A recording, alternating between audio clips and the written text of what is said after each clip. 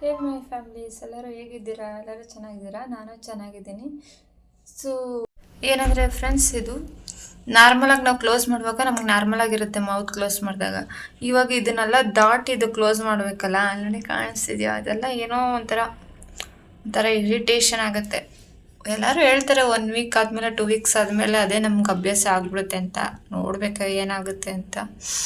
So ನನ್ನ braces ಬಗ್ಗೆ ನಾನು ಏನಾದರೂ ಹೇಳಬೇಕು ಅಂತಂದರೆ, ನಾನು ತುಂಬ ದಿನದಿಂದ ಅಂದರೆ ಆಲ್ಮೋಸ್ಟ್ ಒಂದು 10 ಇಯರ್ಸಿಂದ ಬ್ರೇಸಸ್ ಹಾಕಬೇಕು ಅಂತಿದ್ದೆ. ಬಟ್ ಹಾಕುವಂಥ ಸಿಚುವೇಶನ್ ನನಗೆ ಇದಾಗಿಲ್ಲ. ಯಾಕಂದರೆ ನಾನು ಕಾಲೇಜ್ ಟೈಮಲ್ಲಿ ಹಾಕೋಣ ಅಂತಿದ್ದಾಗ ನನಗೆ ಒಂದು ಸತಿ ಹೋಗಿದ್ದು ಡಾಕ್ಟ್ರನ್ನ ಕನ್ಸಲ್ಟೇಷನ್ ಮಾಡಿದ್ದೆ. ಅವರೇನೋ ಹೇಳ್ತಿದ್ರು, ನಮ್ಮ ಮನೇಲಿ ಸರಿ ಬೇಡ ಇವಾಗ ಪೇಯ್ನ್ ಆಗುತ್ತೆ ಅಂತ. ಅವಾಗ ಅಮೌಂಟು ಅಷ್ಟು ನಮ್ಮ ಹತ್ರ ಇರಲಿಲ್ಲ ಹಾಕ್ಸೋಕ್ಕೆ. ಸೊ ಅದಾದಮೇಲೆ PUC ಕಂಪ್ಲೀಟ್ ಆಯಿತು, ಮತ್ತು ಡಿಗ್ರಿಗೆ ಜಾಯ್ನ್ ಆಯಿತೆ. ಅವಾಗ ಹಾಕ್ಸೋಣ ಅಂದರೆ ಅವಾಗಲೂ ಆಗಲಿಲ್ಲ. ಡಿಗ್ರಿ ಕಂಪ್ಲೀಟ್ ಮಾಡ್ಕೊಂಡಿಲ್ಲ ನಾನು. ಡಿಗ್ರಿ ಸೆಕೆಂಡ್ ಇಯರ್ ಓದ್ತಾ ಇದ್ದಾಗಲೇ ನನಗೆ ಎಂಗೇಜ್ಮೆಂಟ್ ಆಯಿತು. ಸೊ ಮದುವೆಗೆ ಮುಂಚೆ ಹಾಕ್ಸೋಣ ಅಂದ್ಕೊಂಡೆ, ಆಗಲಿಲ್ಲ. ಮದುವೆ ಆದಮೇಲೂ ಆಗಿಲ್ಲ. ನನ್ನ ದೊಡ್ಡ ಮಗ ಹುಟ್ಟಿದ, ನಾನು ಹುಟ್ಟಿ 4 ವರ್ಷಕ್ಕಲ್ಲ ನನಗೆ 2ನೇ ಮಗಳು ಹುಟ್ಟಿದ್ಲು. ಸೊ ಅದರಿಂದ ನನಗೆ ಹಾಕೋಕ್ಕಾಗಲಿಲ್ಲ. ಸೊ ಇವಾಗ ನನ್ನ ಚಿಕ್ಕ ಮಗಳಿಗೆ ಬಂದು 2.5 ವರ್ಷ ಆಗ್ತಿದೆ. ಸೊ ನಾನು ಇವಾಗ ಆಲ್ರೆಡಿ 1 ಇಯರಿಂದ ಜಾಬ್ಗೆ ಹೋಗ್ತಾಯಿದ್ದೀನಿ. ಮಗಳು ಬಂದು ಅಮ್ಮನ ಮನೇಲಿ ಇರ್ತಾಳೆ, ಜಾಬ್ಗೆ ಹೋಗ್ತಾಯಿದ್ದೀನಿ. ಸೊ ಇವಾಗ ನಮಗೂ ಸಂಪಾದನೆ ಅನ್ನೋದಿದೆ ಅಲ್ವಾ. ಸೊ ನಾನು ಹಾಕಿಸ್ಕೊಳ್ಳೋಣ ಇವಾಗ ಅಂತ ಅನ್ನಿಸ್ತು. ಸೊ ಒಂದಿನ ಹೋಗಿ ನಾನು ಡಾಕ್ಟ್ರನ್ನ ಮೀಟ್ ಮಾಡಿದೆ. ಡಾಕ್ಟ್ರು ಕ್ಲೀನಾಗಿ ಎಕ್ಸ್ಪ್ಲೈನ್ ಮಾಡಿದ್ರು ಗೈಸ್. ಒಂಚೂರು ಅವರು ಅಂದರೆ ಎಷ್ಟು ಚೆನ್ನಾಗಿ ಮಾತಾಡ್ತಾರೆ ಅಂದರೆ, ಅವ್ರು ಮಾತಾಡೋದು ನೋಡಿ ನಮಗೆ ಹಾಕಿಸ್ಕೊಬೇಕು ಅಂತ ಅನಿಸುತ್ತೆ. ಅಷ್ಟು ಚೆನ್ನಾಗಿ ಎಕ್ಸ್ಪ್ಲೈನ್ ಮಾಡಿದ್ರು.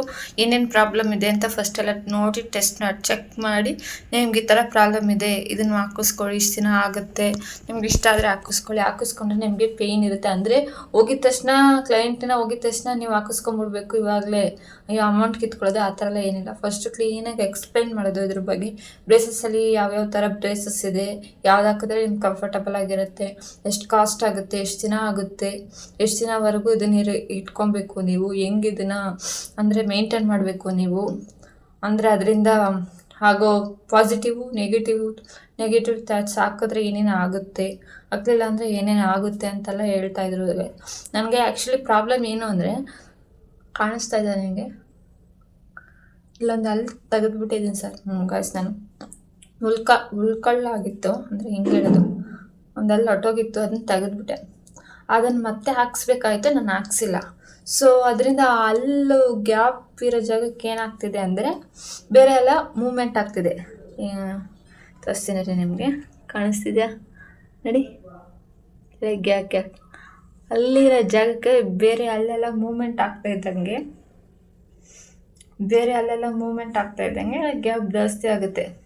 ಓಕೆನಾ? ನನಗೆ ಮತ್ತು ಇನ್ನೊಂದು ಪ್ರಾಬ್ಲಮ್ ಏನು ಅಂದರೆ ಗೈಸ್, ನನಗೆ ಈ ಮುಂದೆ ಇರೋ ಹಲ್ಲು ಬಿದ್ದೋಗುತ್ತಲ್ಲ, ನಮಗೆ ಒಂದು 11 ವಯಸ್ಸಿಗೆ ಬಿದ್ದೋದಾಗ 1 ಮಂತ್ 1.5 ಮಂತಲ್ಲೇ ಮತ್ತೆ ರಿಟರ್ನ್ ಬರಬೇಕು, ಇಲ್ಲ 2 ಮಂತ್ಸ್ ಇಟ್ಕೊಳ್ಳಿ. ನನಗೆ 5-6 ಮಂತ್ ಆದರೂ ಅಲ್ಲಿ ಬಂದೇ ಇಲ್ಲ, 2 ಅಲ್ಲಿ ಖಾಲಿಯಾಗಿ ಇತ್ತು. ಆಮೇಲೆ ಅಲ್ಲೇ ಬಂದಿಲ್ವಲ್ಲ ಅಂತ ಯಾರೋ ಏನು ಹೇಳಿದ್ರು, ಅಕ್ಕಿದು ಭತ್ತ ಬರುತ್ತಲ್ಲ ಗೈಸ್, ಅದನ್ನ ಎತ್ತಿಲ್ಲಿ ಹಿಂಗೆ ಮಾಡಿದ್ರೆ ಬರುತ್ತೆ ಅಂತ ಯಾರೋ ಹೇಳಿದ್ರು. ಸೊ ಅದು ಮಾಡಿದ್ಮೇಲೆ ಅದು ಕ್ಲೋಸ್ ಆಗಿರೋ ಚರ್ಮ ಬಂದು ಓಪನ್ ಆದಾಗ ಅಲ್ಲಿ ಈಚೆ ಬಂದಿದ್ದು. ಆ 6 ಮಂತ್ಗೆ ಆ ಗ್ಯಾಪಲ್ಲಿ ಏನಾಗ್ಬಿಟ್ಟಿದೆ ಅಂದರೆ ಅಲ್ಲೆಲ್ಲ ಚರ್ಮ ಬೆಳ್ಕೊಂಬಿಟ್ಟಿದೆ. ಅದು ಚೆನ್ನಾಗೇ ಇತ್ತು, ಓಕೆ, ಅಂದರೆ ಒಂದು 15 ಇಯರ್ಸ್ವರೆಗೂ 14 ಇಯರ್ಸ್ವರೆಗೂ ನಾರ್ಮಲಾಗಿ ಗ್ಯಾಪ್ ಇಲ್ದೇ ಇತ್ತು. ಆ 6 ಮಂತ್ ಗ್ಯಾಪಲ್ಲಿ ಇಲ್ಲೆಲ್ಲ ಚರ್ಮ ಬೆಳ್ಕೊಂಡಿದೆ ನೋಡಿ, ಇಲ್ಲಿ ಕಾಣಿಸ್ತಿದ್ಯಾ? ಇದು ಜಾಸ್ತಿ ಇದೆಯಂತೆ ನನಗೆ, ಆದ್ದರಿಂದ ಇಲ್ಲಿ ಗ್ಯಾಪ್ ಜಾಸ್ತಿ ಆಗ್ತಿದೆ. ಸೊ ನನಗೆ ಈ ಬ್ರೇಸಸ್ ಟ್ರೀಟ್ಮೆಂಟ್ ಎಲ್ಲ ಮುಗ್ದಾದ ಮೇಲೆ ನಾನು ಸಣ್ಣ ಸರ್ಜರಿ ಮಾಡಬೇಕು ಅಂತ ಹೇಳಿದೆ. ಏನು ಭಯ ಪಡೋ ಥರ ಎಲ್ಲ ಏನಿಲ್ಲ, ಜಸ್ಟ್ ಒಂದು ಅನಸ್ತೇಷಿಯಾ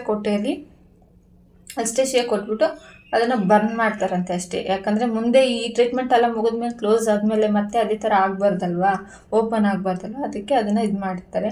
ಅದು ಇವಾಗಲೇ ಏನು ಮಾಡಲ್ವಂತೆ. ಸೊ 1.5 ಇಯರ್ ಆದಮೇಲೆ ಟ್ರೀಟ್ಮೆಂಟ್ ಎಲ್ಲ ಕಂಪ್ಲೀಟಾಗಿ ಕ್ಲೋಸ್ ಆದಮೇಲೆ ಮಾಡ್ತೀನಿ ಅಂತ ಹೇಳಿದ್ದಾರೆ. ಮತ್ತು ಎಲ್ಲಿಗೆ ಬಿಟ್ಟೆ ನಾನು, ಡಾಕ್ಟ್ರು ಮಾತಾಡಿದ್ರು, ಕನ್ಸಲ್ಟೇಷನ್ ಎಲ್ಲ ಮಾಡಿದ್ರು, ಅದ್ರ ಬಗ್ಗೆ ಎಲ್ಲ ಎಕ್ಸ್ಪ್ಲೈನ್ ಮಾಡಿದ್ರು. ಸೊ ನನಗೂ ಓಕೆ ಅನ್ನಿಸ್ತು, ಓಕೆ ಹಾಕ್ಸೋಣ ಅಂತ. ಸರಿ ಅಂತ ಅಂದ್ಬಿಟ್ಟು ನನಗೂ ಟೈಮ್ ಇರಲಿಲ್ಲ ಹಾಕ್ಸೋಕ್ಕೆ. ಸೊ ಅವ್ರಿಗೆ ನನ್ನ ಟೈಮ್ಗೆ ಕನ್ವೀನಿಯೆಂಟಾಗಿ ಅವರು ಅಪಾಯಿಂಟ್ಮೆಂಟ್ ಕೊಟ್ಟರು. ಅಂದರೆ ನಾನು ಹೇಳಿದ್ದೆ ಬೆಳಗ್ಗೆ ನಾನು ಹೋದರೆ ಸಂಜೆ ಮನೆಗೆ ಬರೋಕ್ಕೆ 8 o'clock ಆಗುತ್ತೆ ಅಂತ. ನನಗೆ 8 o'clock ಮೇಲೇ ಅವ್ರು ಟ್ರೀಟ್ಮೆಂಟ್ ಸ್ಟಾರ್ಟ್ ಮಾಡಿದ್ದು ಫಸ್ಟ್ ಟೈಮು. 8 o'clock ಮೇಲೇ ಟ್ರೀಟ್ಮೆಂಟ್ ಸ್ಟಾರ್ಟ್ ಮಾಡಿದರು. ಅವರೆಲ್ಲ ಕ್ಲೀನಾಗಿ ಎಕ್ಸ್ಪ್ಲೈನ್ ಮಾಡ್ತಾರೆ. ಹೋಗಿದ ತಕ್ಷಣ ಯಾರೋ ಬಂದರು ಕ್ಲೈಂಟು ಅಂತ ಅಂದ್ಬಿಟ್ಟು ಅವರು ಟ್ರೀಟ್ಮೆಂಟ್ ಮಾಡಲ್ಲ, ದುಡ್ಡು ಕಿತ್ಕೊಬೇಕು ಅಂತ ಕ್ಲೀನಾಗಿ ಫಸ್ಟು ಎಕ್ಸ್ಪ್ಲೈನ್ ಮಾಡ್ತಾರೆ. ಅದ್ರ ಬಗ್ಗೆ ಎಲ್ಲ ಎಕ್ಸ್ಪ್ಲೈನ್ ಮಾಡಿ ಒಂದು ಸತಿ ಮನೆಗೆ ಹೋಗಿ ಎಲ್ಲರ ಹತ್ರನೂ ಮಾತಾಡಿ ನಿಮ್ಗೆ ಓಕೆ ಅನಿಸಿದ್ರೆ ಬನ್ನಿ ಅಂತ ಹೇಳ್ತಾರೆ. ನಾನು ಆಲ್ರೆಡಿ ನನ್ನ ಮೈಂಡಲ್ಲಿ ಫಿಕ್ಸ್ ಆಗಿಬಿಟ್ಟಿದೆ, ಯಾಕಂದರೆ ನಾನು ಬ್ರೇಸಸ್ ಹಾಕಿಸ್ಕೊಳ್ಳೇಬೇಕು. ಯಾಕಂದರೆ ಆಲ್ರೆಡಿ ಇವಾಗ ಏಜ್ ದಾಟ್ಬಿಟ್ಟಿದೆ. ಅವಾಗಿಂದ ಹಾಕಿಸ್ಕೊಬೇಕು ಅಂತ ಹಾಕ್ಸೋಕ್ಕಾಗಿಲ್ಲ. ಸೊ ಇವಾಗಲೂ ಹಾಕ್ಸೋಕ್ಕಾಗಿಲ್ಲ ಅಂದರೆ ನಂಗೆ ಟೈಮ್ ಸಿಗೋಲ್ಲ. ಆಲ್ರೆಡಿ ನನ್ನ ಮಗ ದೊಡ್ಡವನು ಫಸ್ಟ್ ಸ್ಟ್ಯಾಂಡರ್ಡ್, ಈಗ 2ನೇ ಮಗ ನೆಕ್ಸ್ಟ್ ಇಯರ್ ಅವಳನ್ನ ಸ್ಕೂಲಿಗೆ ಸೇರಿಸ್ಬೇಕು ಅಂತಿದ್ದೀನಿ. ಸೊ ಅದನ್ನು ನೋಡ್ಕೊಳ್ಳೋಕ್ಕೆ ನಮ್ಗೆ ಆಗಲ್ಲ. ಇದ್ರ ಮಧ್ಯೆ ಇದನ್ನೆಲ್ಲ ನಾವು ಮೇಂಟೈನ್ ಮಾಡೋಕ್ಕೂ ಕಷ್ಟ ಆಗುತ್ತೆ. ಸೊ ಹೆಂಗಿದ್ರು ಮನೇಲಂತೂ ನಾನು ಕೇಳಿ ಹಿಂಸೆ ಕೊಡೋಕ್ಕಾಗಲ್ಲ, ಕೊಡ್ತಾರೆ ನಮ್ಮ ಮನೆಯವರು ಅಮೌಂಟ್ ಕೊಡ್ತಾರೆ. ಬಟ್ ನಮ್ಮ ದುಡ್ಡಲ್ಲಿ ನಾವು ಹಾಕಿಸ್ಕೊಂಡ್ರೆ ನಮಗೂ ಒಂದಿದ್ದಲ್ವ ಅಂದ್ಬಿಟ್ಟು ಮೈಂಡಲ್ಲಿ ಆಲ್ರೆಡಿ ಫಿಕ್ಸ್ ಆಗಿಬಿಟ್ಟೆ ನಾನು ಡಾಕ್ಟ್ರ್ ಹತ್ರ ಹೋಗಿದ್ದೆ. ಸೊ ಇಲ್ಲ ಮೇಡಮ್ ಆಯಿತು ನನಗೆಲ್ಲ ಓಕೆನೆ ಅಂದ್ಬಿಟ್ಟು ನಾನು ಅಮೌಂಟ್ ಪೇ ಮಾಡಿಬಿಟ್ಟೆ ಬಂದುಬಿಟ್ಟೆ.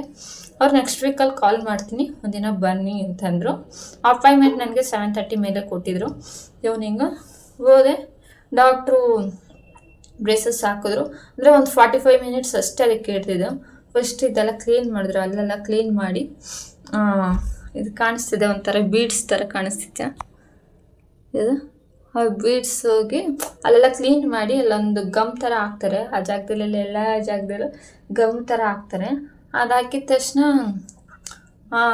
ಬೀಡ್ಸ್ನ ಅಲ್ಲಿ ಇಕ್ತಾರೆ. ಮತ್ತು ಸಣ್ಣದಾಗಿ ಒಂದು ಕಂಬಿ ಥರ ಬರುತ್ತೆ, ಅದ್ರ ಮಧ್ಯ ಕಾಣಿಸ್ತಿದ್ಯಾ, ಅದರ ಮಧ್ಯೆ ಕೂರಿಸಿ ಅದ್ರ ಸುತ್ತ ಒಂದು ಲಬ್ಬರ್ ಬ್ಯಾಂಡ್ ಬರುತ್ತೆ ಗೈಸ್, ಅದನ್ನು ಹಾಕ್ತಾರೆ.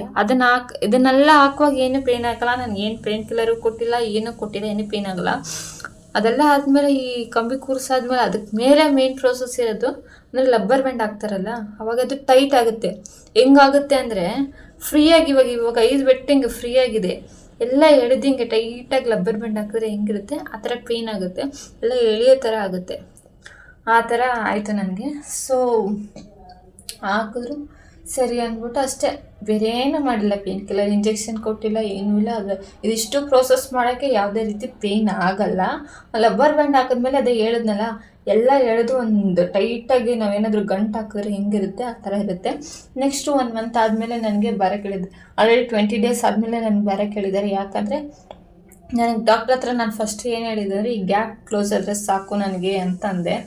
ಆಮೇಲೆ ಮತ್ತೆ ನಾನು ಇದು ನೆಕ್ಸ್ಟ್ ಟೈಮ್ ಹೋದಾಗ ಗ್ಯಾಪ್ ಕ್ಲಾಸ್ ಆದ್ರೇ ಸಾಕ, ಇಲ್ಲ ಹಿಂದಕ್ಕೂ ಹೋಗ್ಬೇಕಾ ಅಂತಂದರು. ಸರಿ ಹಿಂದಕ್ಕೂ ಹೋದ್ರೆ ಚೆನ್ನಾಗಿರುತ್ತಲ್ಲ ಅಂತ ಅಂದ್ಬಿಟ್ಟು ಸರಿ ನನಗೆ 2 ಬೇಕು ಅಂತಂದೆ. ಸರಿ ಅಂದ್ಬಿಟ್ಟು ನಿಮಗೆ ಹಲ್ಲು ತೆಗಿಬೇಕು, ಆಲ್ರೆಡಿ ನಿಮ್ಗೊಂದು ಹಲ್ಲು ಮೇಲಿಲ್ಲ ಅಂತ ಹೇಳಿದ್ದಾರೆ, ಹಲ್ಲು ತೆಗಿಬೇಕು ಅಂತ ಹೇಳಿದ್ದಾರೆ. ನನಗೆ ಕೆಳಗಡೆ 2 ಮೇಲೆ 2 ತಲೆ ತೆಗಿಬೇಕು ಅಂತೇಳಿ ಆಲ್ರೆಡಿ ಇಲ್ಲ ಒಂದು ಹಲ್ಲು ಎಡ್ದೇ ಇರೋದ್ರಿಂದ ಒಂದು ಹಲ್ಲು ತೆಗಿತಾರೆ, ಈ ಕಡೆ ಒಂದು ತೆಗಿತಾರೆ. ಇಲ್ಲೂ ಒಂದು ಹಲ್ಲು ಇಲ್ಲ ನನಗೆ, ಅದರಿಂದ ಇಲ್ಲೊಂದು 2 ಹಲ್ಲು ತೆಗಿಬೋದು, ನನಗೂ ಗೊತ್ತಿಲ್ಲ ಅಂತ ಹೇಳಿದ್ದಾರೆ ಗಸ್. ಅದು ಬಿಟ್ಟರೆ ಬೇರೆ ಏನಿಲ್ಲ. ಊಟ ಎಲ್ಲ ನಾರ್ಮಲಾಗೇ ಮಾಡ್ತಾಯಿದ್ದೀನಿ ಅಷ್ಟೇ. ಅಂದರೆ ಮೊದಲಿನ ಥರ ಸ್ಪೀಡ್ ಆಗಲ್ಲ, ಅರ್ಜೆಂಟ್ ಆಗಲ್ಲ, ತಿನ್ನೋಕ್ಕಾಗಲ್ಲ. ಈ ಚಪಾತಿ ಇಂಥ ಐಟಮ್ ಎಲ್ಲ ತಿನ್ನೋಕ್ಕಾಗಲ್ಲ. ಮೆತ್ತಗಿರೋದು ನಾರ್ಮಲಾಗೆಲ್ಲ ತಿನ್ಬೋದು. ಏನಂದರೆ ಹೇಳಿದ್ನಲ್ಲ, ತಿನ್ನಾಗ ಜೋರಾಗಿ ಅಗ್ದಿ ಮಾಡಿ ಎಲ್ಲ ತಿನ್ನೋಂಗಿಲ್ಲ, ಮೆತ್ತಗೆ ತಿನ್ನಬೇಕು ಅಷ್ಟೇ ಗಸ್. ಮತ್ತು ಇನ್ನೇನಾದರೂ ನಿಮಗೆ ಇನ್ಫಾರ್ಮೇಷನ್ ಬೇಕು ಅಂದರೆ ನಾನು ಕಮೆಂಟ್ ಸೆಕ್ಷನಲ್ಲಿ ಕಮೆಂಟ್ ಮಾಡಿ, ನಾನು ನಿಮಗೆ ತಿಳಿಸ್ಕೊಡ್ತೀನಿ ಗೈಸ್. ಓಕೆ, ನಿಮ್ಗೇನಾದರೂ ಡಾಕ್ಟ್ರ್ ಬಗ್ಗೆ ಬೇಕಂದ್ರೆ ನನ್ನ ಹತ್ರ ಕೇಳಿ, ನಾನು ಹೇಳ್ತೀನಿ ನಿಮಗೆ. ನಿಮಗೆ ಈ ವಿಡಿಯೋ ಇಷ್ಟ ಆಗಿದ್ದರೆ ಲೈಕ್ ಮಾಡಿ, ಶೇರ್ ಮಾಡಿ, ಸಬ್ಸ್ಕ್ರೈಬ್ ಮಾಡಿ ಗೈಸ್. ದಯವಿಟ್ಟು ಸಬ್ಸ್ಕ್ರೈಬ್ ಮಾಡಿ. ನೀವು ಸಬ್ಸ್ಕ್ರೈಬ್ ಮಾಡಿದ್ರೆ ಬೆಲ್ ಐಕಾನ್ ಮೇಲೆ ಕ್ಲಿಕ್ ಮಾಡಿ. ನೀವು ಸಬ್ಸ್ಕ್ರೈಬ್ ಮಾಡಿದ್ರೇ ನನಗೆ ಇನ್ನೊಂದು ಮತ್ತೆ ವೀಡಿಯೋ ಮಾಡೋಕ್ಕೆ ನನಗೂ ಇದಾಗುತ್ತೆ. ಇಲ್ಲಾಂದರೆ ಸುಮ್ಮನೆ ನಾನು ವೀಡಿಯೋ ಮಾಡ್ತಾ ಇರ್ತೀನಿ, ಅದು ಹಾಕ್ತಾ ಇರ್ತೀನಿ, ವ್ಯೂಸೇ ಬಂದಿಲ್ಲ ನೋಡಿಲ್ಲ ಅಂದರೆ ಸುಮ್ಮನೆ ನಾನು ವೀಡಿಯೋ ಮಾಡಿದ್ರೆ ಅವ್ರ ಪ್ರಯೋಜನ ಇಲ್ಲ. ನಾನು ವೀಡಿಯೋ ಮಾಡಬೇಕು ಅಂತೆಲ್ಲ ಏನೂ ಇರಲಿಲ್ಲ ಗೈಸ್. ಆದರೆ ವೀಡಿಯೋ ಮಾಡಿದ್ರೆ ನಂತರ ಹಾಕ್ಕೊಳ್ಳೋಕ್ಕೆ ಭಯಪಡ್ತಾ ಇರೋರು ತುಂಬ ಜನ ಇರ್ತಾರಲ್ಲ, ಅವ್ರಿಗೆ ನೋಡಿದ್ರೆ ಸ್ವಲ್ಪ ಧೈರ್ಯ ಬರುತ್ತಲ್ಲ ಹಾಕ್ಕೊಳ್ಳೋಕ್ಕೆ ಅಂತ ಮಾಡ್ತಾಯಿರೋದು ಅಷ್ಟೇ, ಬಿಟ್ಟರೆ ಬೇರೆ ಏನೂ ಉದ್ದೇಶ ಏನೂ ಇಲ್ಲ. ಇದರಿಂದ ನನಗೇನು ದುಡಿಬೇಕಂತಲ್ಲ ಏನೂ ಇಲ್ಲ. ನನಗೆ ಯೂಟ್ಯೂಬ್ ಬಗ್ಗೆ ಅಷ್ಟು ಗೊತ್ತೂ ಇಲ್ಲ. ಯಾಕಂದರೆ ನನಗೆ ವೀಡಿಯೋ ಎಡಿಟಿಂಗು, ವೀಡಿಯೋ ಕ್ಲಾರಿಟಿ ಹೆಂಗೆ ಮಾಡೋದು ಅದ್ರ ಬಗ್ಗೆಲ್ಲ ಅಷ್ಟೊಂದೆಲ್ಲ ಏನೂ ಗೊತ್ತಿಲ್ಲ. ನಾನು ಕೆಲ್ಸಕ್ಕೆ ಹೋಗೋದು, ಮನೆಗೆ ಹೋಗೋದು, ಮಕ್ಳು ನೋಡೋದೇ ಇದೆ, ವೀಡಿಯೋ ಎಲ್ಲ ಎಡಿಟ್ ಮಾಡಿ ಹಾಕೋದು, ಇನ್ನೂ ನನಗೆ ಅದೆಲ್ಲ ಬರೋಲ್ಲ. ನೋಡೋಣ, ನೀವು ಲೈಕು, ಶೇರ್, ಸಬ್ಸ್ಕ್ರೈಬ್ ಇದೆಲ್ಲ ಮಾಡಿದ್ರೆ ನಿಮಗೂ ಇಷ್ಟ ಆಗುತ್ತೆ ಅಂತ ಗೊತ್ತಾದರೆ ನಾನು ಅದೆಲ್ಲ ಕಲಿಬೋದಲ್ವ. ಇವಾಗ ಒಂದೊಂದು ವೀಡಿಯೋ ನೋಡ್ತಾ ಇದ್ದೀನಿ, ನೋಡುವಾಗ ಹೆಂಗೆ ಮಾಡೋದು ಅಂತ ಕಲಿತಾ ಇದ್ದೀನಿ. ಸೊ ವಿಡಿಯೋ ಕ್ಲಾರಿಟಿ ಅಂತೂ ಬರಲ್ಲ, ಯಾಕಂದರೆ ನಾನು ಹೇಳ್ದಂಗೆ ನನ್ನ ಫೋನ್ ಏನೋ ಅಷ್ಟೊಂದು ಕ್ಲಾರಿಟಿ ಇಲ್ಲ. ನಾನೇನು ಇದು ಯೂಟ್ಯೂಬರ್ ಏನೂ ಅಲ್ಲ, ಜಸ್ಟ್ ನಿಮಗೆ ತಿಳಿಸ್ಬೇಕು ಅಂತ ಮಾಡ್ತಾಯಿದ್ದೀನಿ ಅಷ್ಟೇ ವಿನಃ ನಾನು perfect professional YouTuber video edit ಮಾಡೋ ಥರ ಅಲ್ಲ. ನನಗೆ ಬರಲ್ಲ, ಸಾರಿ. ಕಲಿತೀನಿ, ಬರಲ್ಲ ಅಂತ ಅಂದ್ಬಿಟ್ಟು ಹಂಗೆ ಬಿಡಲ್ಲ, ಕಲಿತೀನಿ. ಸೊ ನನ್ನ ವಿಡಿಯೋ ಇಷ್ಟ ಆದರೆ ಲೈಕ್ ಮಾಡಿ, ಶೇರ್ ಮಾಡಿ, ಕಮೆಂಟ್ ಮಾಡಿ. ಬಾಯ್.